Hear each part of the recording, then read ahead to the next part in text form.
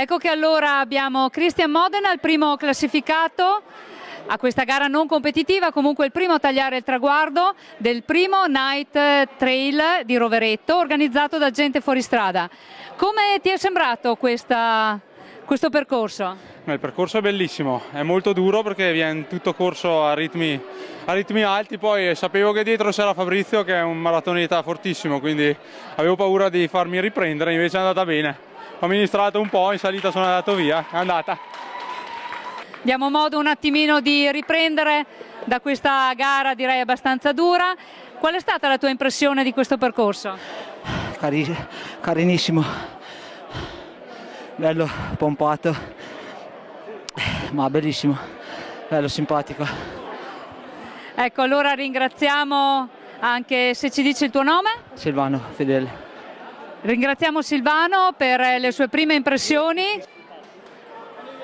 Chiamiamo Fabrizio Girardelli, secondo classificato di questo primo Trail Re del Bosco, il secondo a tagliare. No, questo è il primo ma di una lunga successione. Quali sono state le tue impressioni? Bello, mi sono divertito, non ho mai corso di notte, quindi è anche un percorso che non ho mai affrontato, insomma. Ho sempre fatto pista e ho mezza maratona, quindi ecco, Michele Adami mi ha inserito dei soppiatto dentro questi percorsi angusti, allora. Inserito di forza, però direi un ottimo risultato, tant'è vero che abbiamo appena sentito Christian che è stato il primo a tagliare il traguardo, che è stato incentivato anche dalla tua gara a spingere molto di più ed arrivare con un ottimo tempo. Mi fa piacere, poi è un amico, quindi è la prima volta che corriamo insieme.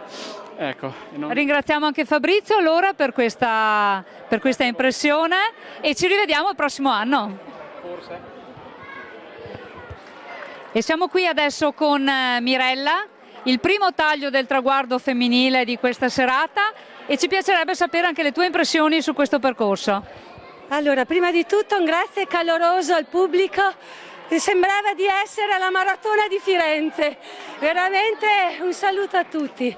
Il tracciato non amo molto i trail, però è stato un diversivo simpatico dalla corsa su strada. Devo ringraziare anche i maschietti che un pochino hanno aiutato nei tratti un po' più difficoltosi, direi molto muscolare. Pensavo di fare la mezza maratona domenica a Merano, ma credo proprio che abdico. Comunque è stata divertente, grazie e complimenti, grazie. Ringraziamo anche Mirella e ovviamente ringraziamo l'organizzazione di Gente Fuoristrada e soprattutto di Michele Adami ed Elisa. Le prime tre classificate donne, e Mirella l'abbiamo già sentita, invece sentiamo l'impressione ovviamente anche delle altre due partecipanti di questo primo trail notturno.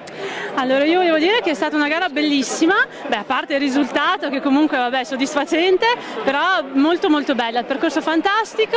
L'unica nota negativa, ma a causa mia, un frontalino che non funzionava molto, quindi in discesa ho dovuto, come tanti penso, rallentare. Però bravi, un'organizzazione bellissima e soprattutto qua in centro a Rovereto il tifo della gente è stato bello, bravi, grazie.